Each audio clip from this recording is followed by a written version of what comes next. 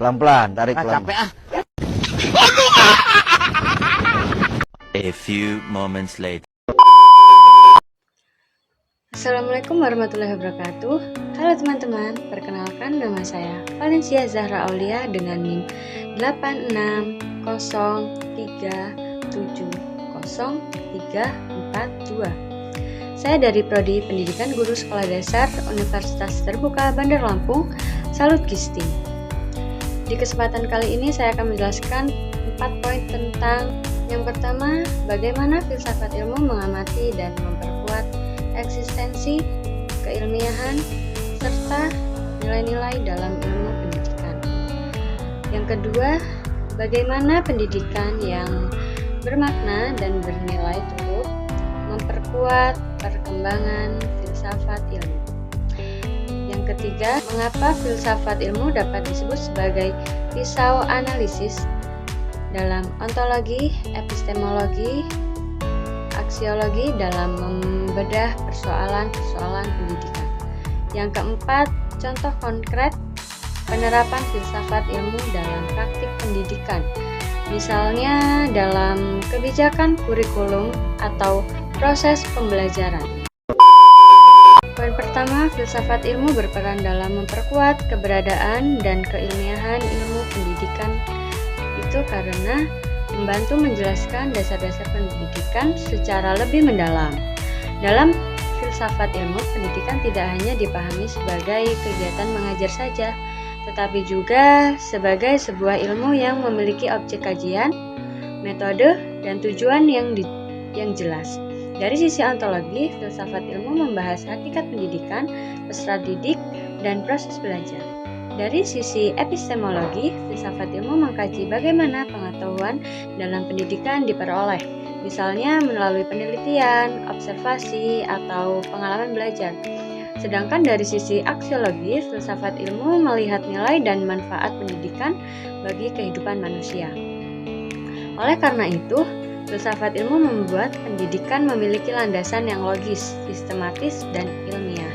Selanjutnya, poin kedua, pendidikan yang bermakna dan memiliki nilai juga ikut mendorong perkembangan filsafat ilmu itu karena pendidikan selalu berkembang sesuai kebutuhan masyarakat dan perkembangan zaman.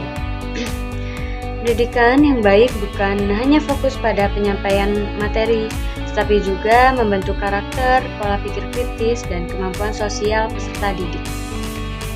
Ketika muncul perubahan dalam dunia pendidikan, seperti penggunaan teknologi, pembelajaran berbasis proyek, atau konsep merdeka belajar, filsafat ilmu ikut berkembang untuk mengkaji apakah perubahan tersebut sesuai dengan tujuan dan nilai pendidikan. Jadi, hubungan antara pendidikan dan filsafat ilmu saling mempengaruhi satu sama lain.